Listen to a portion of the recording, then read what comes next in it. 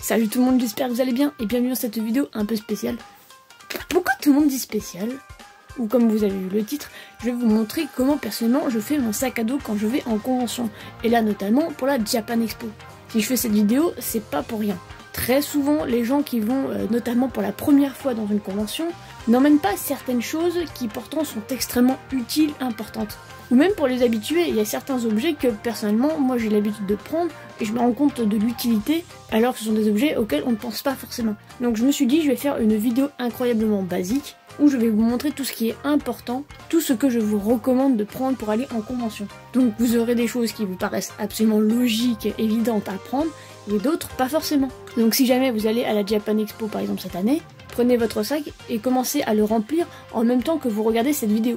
Enfin, en premier, pour commencer, forcément, la base des bases, il s'agit tout simplement du sac. Ça peut paraître bête, mais il vous faut un sac quand même plutôt bien adapté. C'est-à-dire comme ça, que vous pouvez porter sur le dos et pas en bandoulière. Pensez que c'est un sac que vous allez porter toute la journée, qu'il faut absolument avoir un sac confortable et surtout pour vos épaules.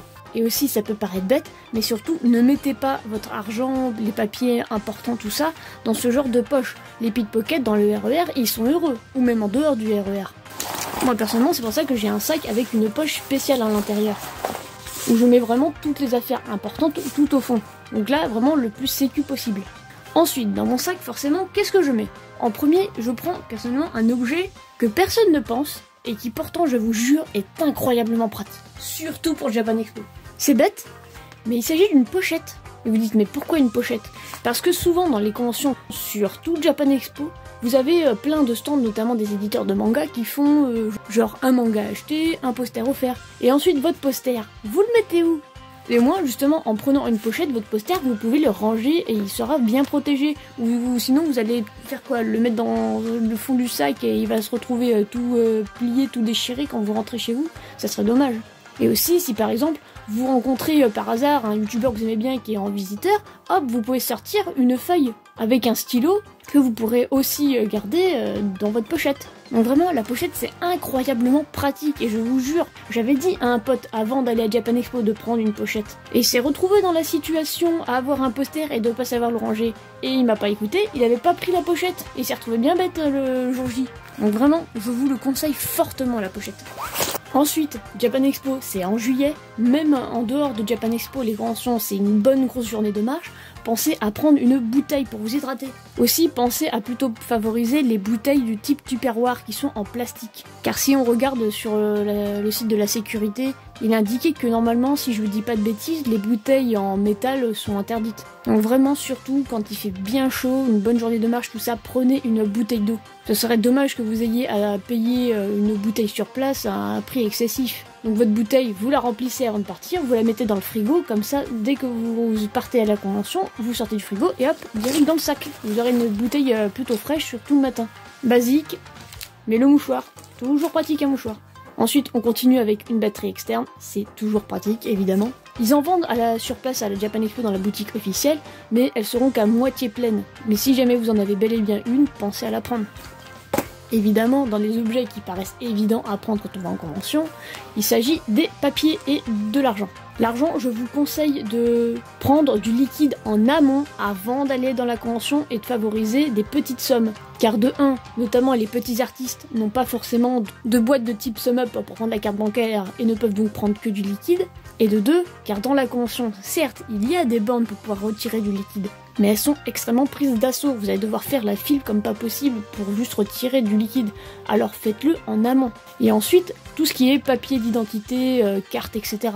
Forcément, mais si je vous les montre séparément, c'est parce que si jamais vous faites pour X raison pickpocket, vous avez moins de chances de perdre les deux si vous les séparez. Alors que si vous mettez tout en un seul, le pickpocket, il sera aux anges. Alors que s'il réussit à en piquer un, vous aurez quand même gardé le deuxième. Donc ça aussi, pensez à bien séparer et les papiers et l'argent. Conseil aussi, c'est extrêmement bête, mais pensez à mettre à recharger votre téléphone la nuit, comme ça, dès que vous partez, hop, il est chargé à 100% à bloc. Un éventail, évidemment, il va faire giga chaud. C'est vraiment très très pratique les éventails, surtout si vous en avez même des comme ça en plastique offert, vous savez même plus où, ou les classiques. Prenez un éventail, vraiment, ça vous sauve. Un petit bobo, ça peut toujours arriver. C'est bête, mais des pansements, une petite trousse de secours, ça peut vous sauver, hein, on sait jamais. En fonction de l'heure à laquelle vous allez arriver, vous allez devoir attendre très longtemps. Donc pensez à prendre des choses pour vous occuper des mangas, ou surtout, ce que je vous conseillerais plutôt, c'est la 3DS. Pourquoi je vous recommande pas plutôt la Switch, vous allez me dire? Parce que déjà la 3DS, elle est plus petite, donc elle prend moins de place, elle est moins lourde, moins de chances de la casser ou autre. Deuxièmement, il y a le Street Pass. Japan Expo doit être un des derniers endroits où vous avez la possibilité de pouvoir farmer un minimum le Street Pass. Vous savez, ce jeu où si vous rencontrez quelqu'un d'autre qui a une 3DS, vous avez son Mi et avec lequel vous pourrez faire des mini-jeux. Donc autant en profiter, et surtout, soyons honnêtes, si vous avez une 3DS, il y a plein de jeux que vous n'avez pas encore terminés. Et ça serait du coup l'occasion de pouvoir continuer ces jeux que vous n'avez pas finis. Incroyablement pratique aussi, et on n'y pense pas forcément, un tote bag. Vous allez faire sûrement plein d'achats. Un tote bag, ça peut vous sauver la vie. Toujours pratique les tote bags.